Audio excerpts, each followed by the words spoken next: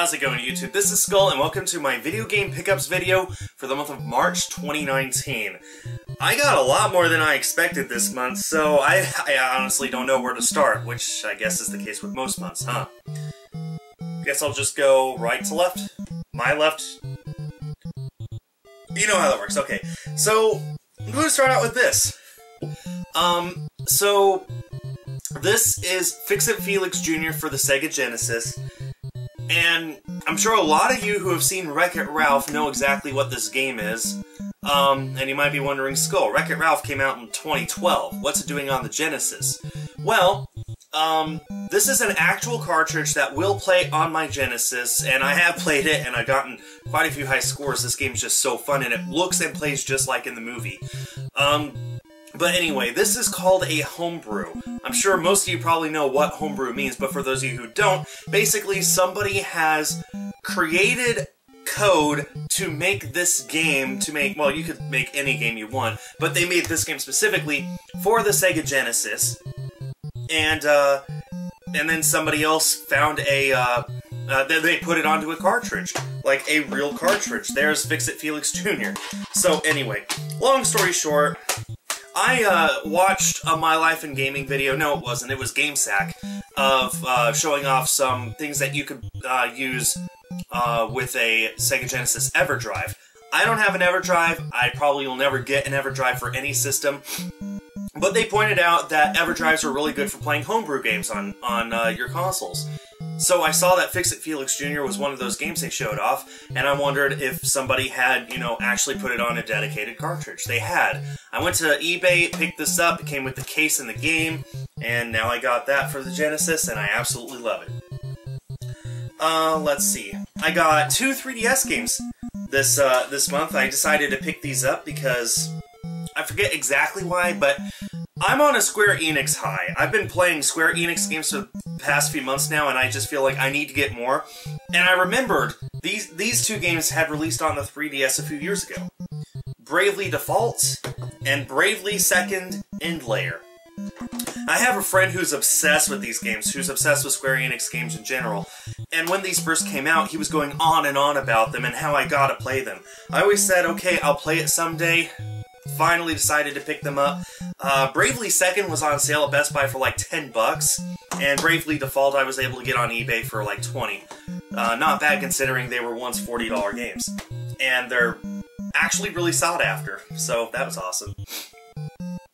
Anyway, let's see. Before I get to my PAX stuff, I wanted to show off this. I got a fan letter from Corey, one of my patrons and mods on my Discord server, who has actually sent me many things in the past. So let me go ahead and read this. What she sent to me says, Hi Skul, it's Corey. I enclosed in this letter the zippy cross-stitch. I wanted you to have it. I also sent you an old postcard from the Kennedy Space Center I had in my house. We were cleaning out some stuff for a garage sale a while back, and I thought you'd enjoy it. I hope you enjoy them. Corey, thank you so much, Corey. I've already told you thank you, but yeah. Anyway, she made this stitching. This is just absolutely amazing. It's a helioptile. It's zippy. So just look at that. She made this and she sent it to me. That's just, it just blows my mind how creative people can be. I'm just so blown away by that. And then of course we've got the postcard from Kennedy Space Center, and actually this has several postcards inside of it, and I'm going to try and show off as much as I can here without showing off the front one that has my address on it. There we go. So it's just got numerous postcards from various times in Kennedy Space Center's history. I love space, as a lot of you who follow me on Twitter know. I absolutely love space exploration.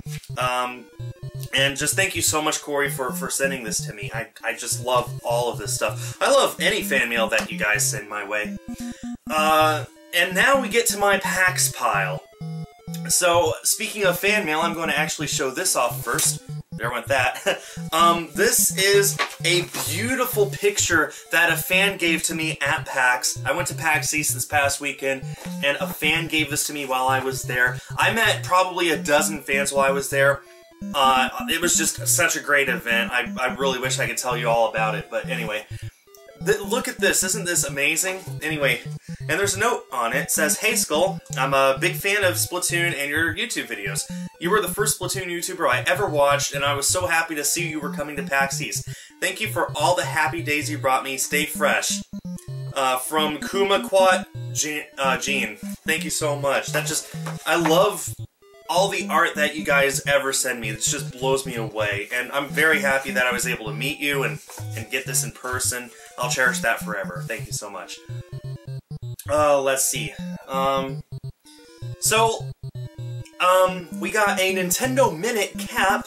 So, I was invited to attend a live panel for Nintendo Minute hosted by the Nintendo Minute hosts. And one of the things that we received for just going was this hat. I love clothing of any kind, honestly.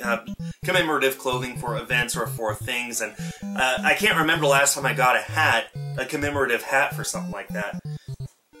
Let's see. Another thing that I did while I was there was I went to the Mixer panel. If you guys don't know what Mixer is, it's basically Microsoft's answer to Twitch. You can stream games there in 4K resolution, which is one of their biggest things that they've got going for them. Anyway, Mixer was there. They had a stream set up, and they had people playing Fortnite. And I stood in line and played Fortnite, and I was actually so good that they decided to focus on my game. So for a few minutes that day, I was on Mixer's front page playing Fortnite. I ended up getting third, which isn't that bad considering that I barely play solos at all, and it was solos. And for participating, I got a Fortnite shirt. I haven't actually even unrolled it to see what it is, but I'm sure it just says Fortnite right there, so always happy to get shirts. Very happy to get that. I ended up picking up a few video games. I went, there were a bunch of retro game stores that had set up shop there. I popped into one of them and bought The Little Mermaid for NES. Another thing I got that I'm not going to show off here is I got a mod for my NES called the Blinking Light Win. Basically, it replaces the 72-pin connector on the NES with something that's a lot more reliable. So now every time I put an NES game in, it works first try. I've tested it so much, it works. So it made me more motivated to buy NES games, and I decided to get this. It was made by Capcom, it released about the same time as the movie, so I'm super happy to have bought it. It's always nice buying games in person. I went to Limited Run Games booth and picked up 2 games that I didn't own yet. Rabby Ribby for the PlayStation 4. This was the only game they had there that had a PAX cover variant. LRG does this thing where they go to PAX events and they have cover variants for their games there. I decided to pick this up, 1, because I didn't have it yet, 2, because it was a PAX variant. And I don't really collect cover variants, but there's just something about saying I got this variant at PAX. I'm sure you understand. And then I picked up a Dragon's Lair trilogy for PS4. Now, I've loved Don Bluth for years. If you don't know who he is, he's the man in charge of animated films from the 80s, like The Secret of Nim and All Dogs Go to Heaven. And he also made video games. He made Dragon's Lair for arcades using Laserdisc technology in the 90s. So, the game got a re-release on the PS4, LRG put it out physically, and I decided to pick that up. Just because I love Don Bluth, this was a game I actually knew what it was, and I wanted it, I just had to miss out on buying it when it was on LRG's website, just because there were like 5 Switch games that went on sale that I needed to prioritize. And then the last game I got was not a game that I got.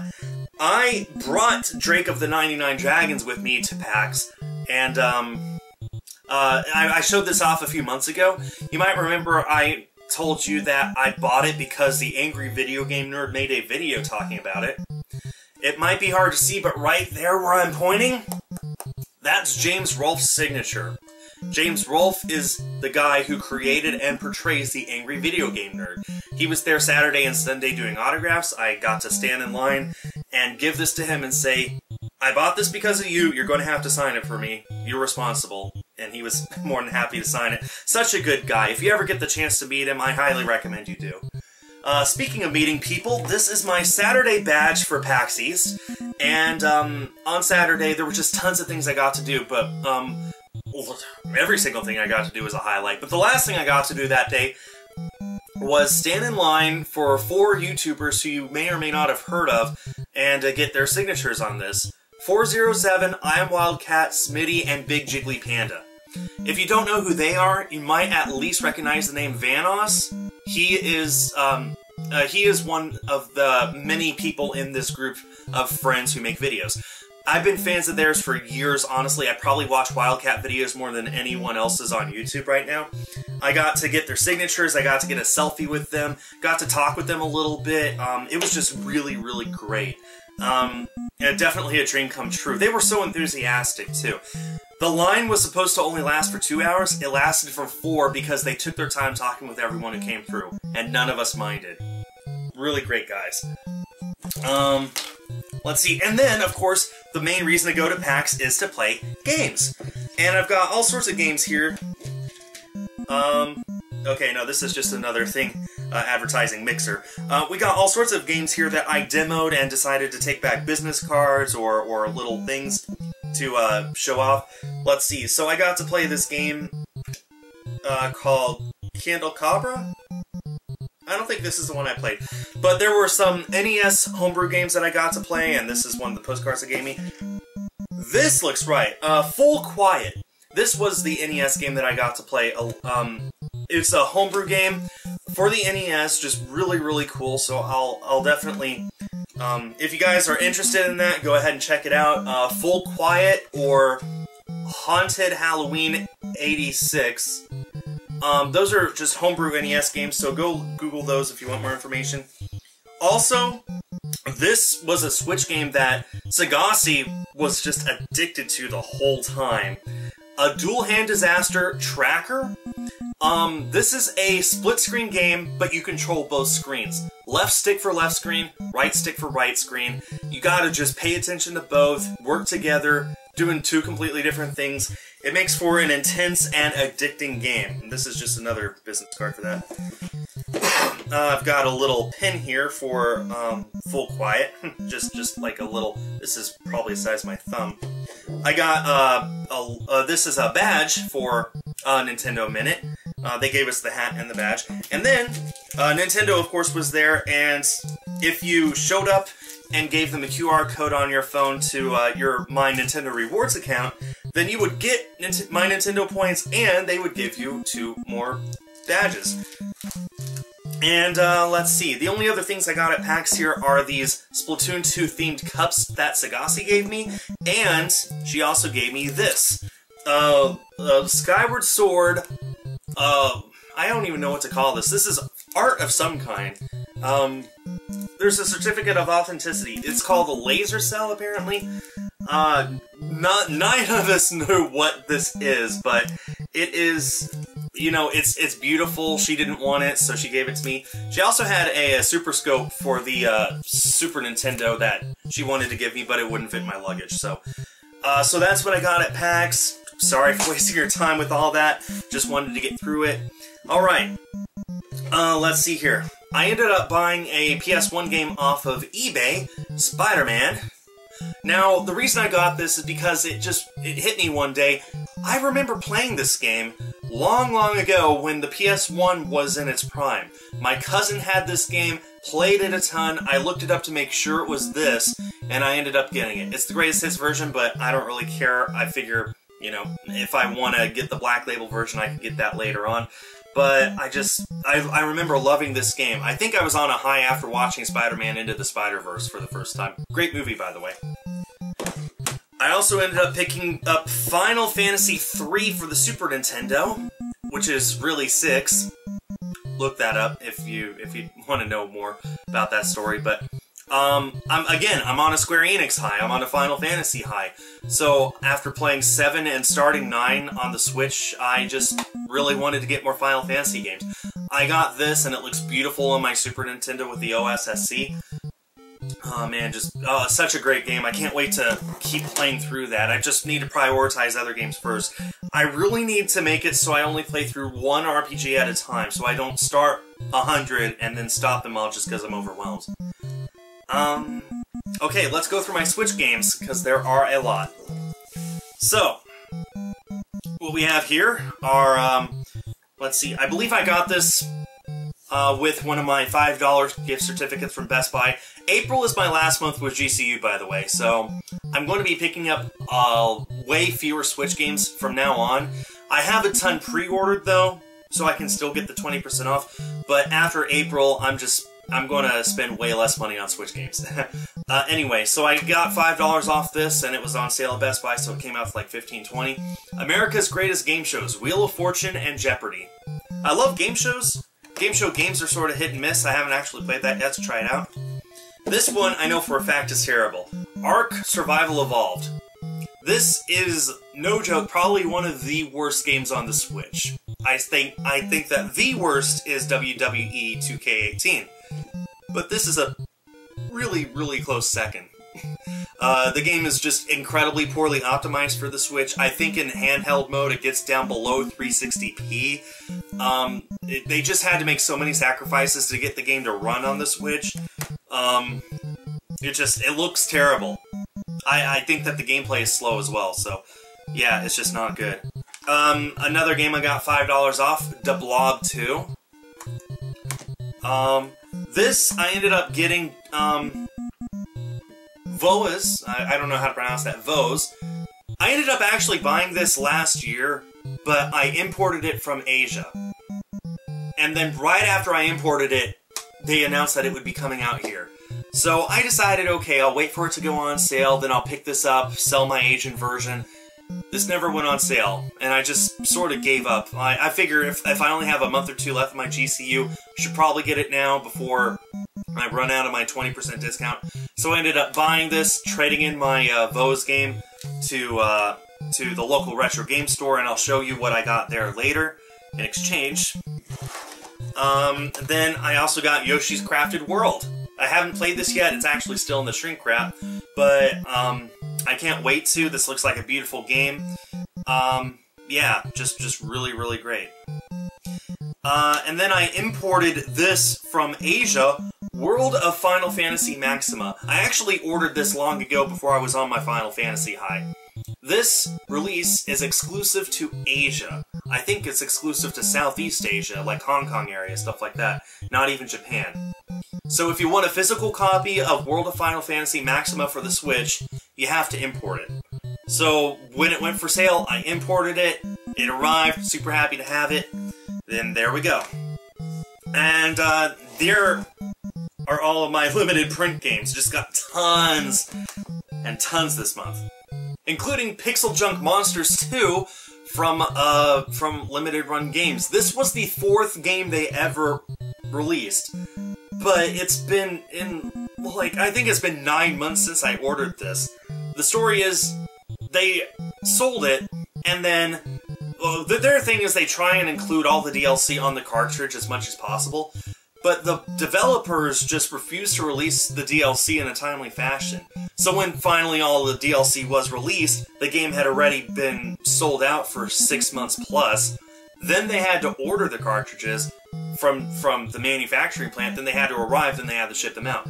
So the fact that I finally have it now, it's like, yeah, I have it, but that's just the risky run with getting limited print games, especially from LRG, who does open pre-orders, is you might wait a long time before it arrives. But I do have it.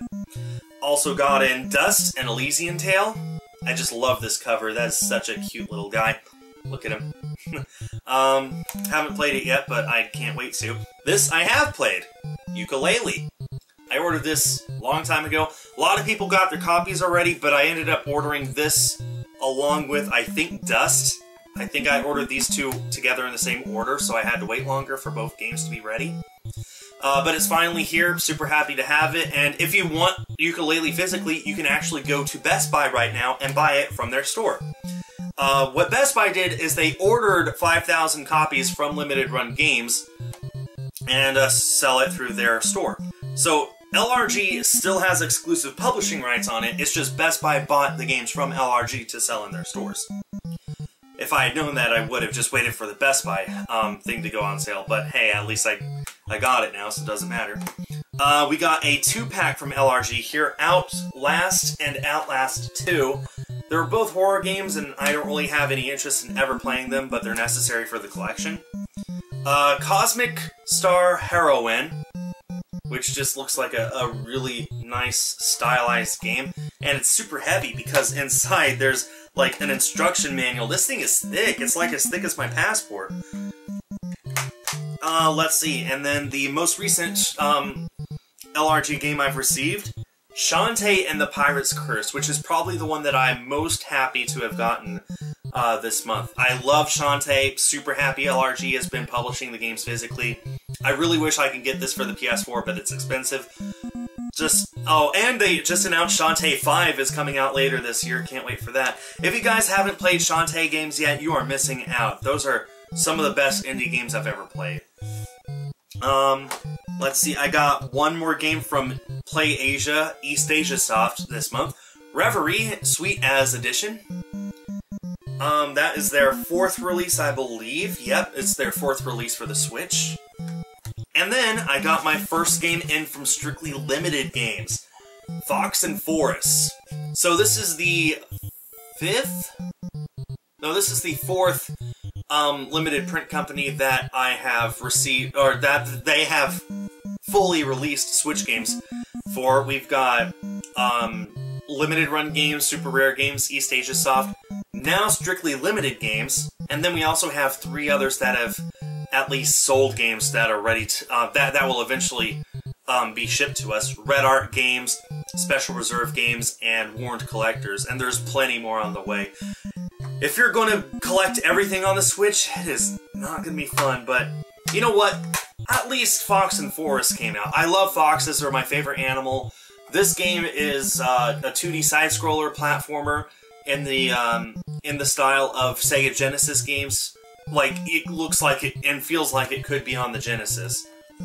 Anyway, so that's my first game from Strictly Limited. Oh boy, yes, keeping on top of limited print games is hard. I mean, this is just what arrived this month. I think I literally ordered this month more than I'm holding in my hand. And I'm going to have to wait, you know, who knows how long before I can actually get it in hand. Boy. So with that out of the way, let me go to my other games here. So, the comments were incredibly nice last month to point out that when I got Persona 5, that wasn't Persona 5. It was some sort of dancing spin-off game. So I made sure doubly to get the real Persona 5 this time around. Got Persona 5 for the PlayStation 3 and Persona 5 for the PlayStation 4. The game should probably, most likely, release on the Switch eventually, and I'll get that one too, just to make absolutely sure I own Persona 5, the real deal. I don't even own a PlayStation 3. Fun fact, this was the final Sony-published game to be released on the PlayStation 3, and to date, this is the 5th most recent game on the PlayStation 3 to release. And the PlayStation 3, we think, is now completely dead. Like, there should be no more games ever to release on it, so it's just fun to think that this is one of the 5 final games ever to release on the PlayStation 3. Again, I'm on a Final Fantasy high, so I bought Dissidia NT Final Fantasy, which is a online sort of brawler sort of game. It's hard to explain. If you're at all familiar with Jump Force, it's kind of like that, but with Final Fantasy characters from all the different games. I also got Final Fantasy 15 Royal Edition, which includes, I don't know if it's all the DLC, but it includes most of it. Never played Final Fantasy 15. I kind of always wanted to. From what I hear, it's like, it's good but not great, so whatever. But I have it now, so I can play it.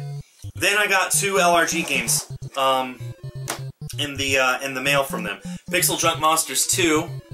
This was back when I was ordering PS4 games just as much as Switch games. Finally arrived. And Double Switch for the PlayStation 4. Now, if you're at all familiar with Night Trap, this was made by the same company. It's actually a better game. This is considered, I think, one of the best Sega CD FMV sort of games. And now it's on the PS4. So there we go. I only have a few things left, I promise. Let's get this out of the way. This is what I got from the local retro game store by trading in Vos. This Game Boy Color. Now, this was a commemorative Pikachu and Pichu Game Boy Color released when Gold and Silver Pokemon Gold and Silver came out in North America. It's really hard to tell. I don't know how well the camera picks it up, but depending on the angle you look at this, it is either gold or silver. I found that it's best to see it as gold when you're looking from down, and it's best to see it as silver if you're looking from up. I don't know how well it shows up on camera, but this is one of the Game Boys that is most faked. It's so easy to get a replacement shell for the Game Boy, or a replacement lens for the front. This is missing the back battery cover. There's just a clear one on there, but that's okay. But this is real. I know because I've seen fake ones, and I know how to compare it to the real one. This is real. Super happy to have that. That's my third Game Boy Color I have, and one of many Pokemon consoles. Speaking of Pokemon, I'm still working on completing my Pokemon collection of video games. So I got this. This is Pokemon I Choose You, and Here Comes the Squirtle Squad for the Game Boy Advance Video. Oh boy. Gosh, it's hard to explain. No, it's not. This is a Game Boy Video. You literally pop the cartridge into your Game Boy, press the A button, and you get to watch the full episodes. That's all that this is. It's the episodes on a cartridge. Does it even count as a game? I count it as a game just because it was put on a Game Boy cartridge, so it does count. This is still sealed. It cost $10 on eBay for a sealed copy of this. I might never even take it out, I don't know, but I got it, so it is for sure complete. And finally, this is awesome. You might remember a few years ago, I helped to promote, I'm sure most of you don't even know this, I'm sure I'd be shocked if any of you knew this, but I helped to promote a Kickstarter for a musician who was making Pokemon Gen 1 remix music played out on the piano. And the Kickstarter was a huge success. It far exceeded its goal, and I was reached out by the musician a few days ago, or I guess a few weeks ago now, saying thank you so much for helping to promote this. As a thank you, I'd like to send you something. What's your address? So I gave him my address, and he sent me all of this stuff. So we got a thank you for your support postcard here. And we got a letter, which I'm not even going to bother reading because I know how much time I've been talking already. But this is the awesome part. Now, if you pledge to the Kickstarter, you were granted a physical release, if you chose that tier, of one of these items, and they ended up sending me all 4 of them. We've got Pokemon collections, or piano collections for Pokemon Red, and I'm almost positive that all of these are the exact same collection. They're just different covers, so cover variant. Pokemon Red, Pokemon Yellow, Pokemon Green, and Pokemon Blue. And then, probably the best part of it all, Pokemon collections Red and Blue across 2 vinyl records. They put it on vinyl. And the fun thing is, I actually have a turntable to play these on. It's still sealed, so as soon as I'm done with this video, I am going to plop this in and listen to it. That's just absolutely insane. So thanks to them for sending this to me. You certainly didn't have to send me all of this, but I'm very glad you did. I'm just so blown away by it all. And that finally covers everything I picked up this month. Sorry it went long, I just love giving stories for everything. Oh man, just so many things here that I absolutely love. Fox and Forest is probably highest on my list just because I've wanted this game for a while. Finally have it. But honestly, it's going to be hard to top the Pokemon Piano collection. So thank you all for watching. Let me know what your favorite thing was that I got this month.